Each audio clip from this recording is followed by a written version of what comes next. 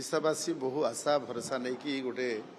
राज्य में double engine सरकार प्रतिष्ठा करते आशा रखी ओडिया अस्मिता सुरक्षित हम ओडिया स्वाभिमान ओडियार स्वार्थ सुरक्षित हम किंतु वास्तव में ता उल्टा प्रतिफलित होउछि। आज पोलाभरम क्षेत्र में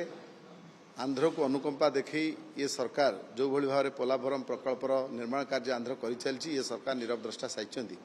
एथिरू स्पष्ट जना पड़ी आंध्र बिहार छत्तीसगढ़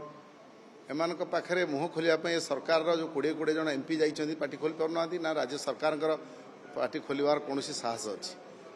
तेणु साधारण लोक स्वार्थ को सुरक्षा देवाई विजु जनता दल गोटे दायित्ववान आंचलिक दल हिसाब से आम 28 तारीख दिन आंदोलन को ओह्लौछु एवं ओडिशार स्वार्थ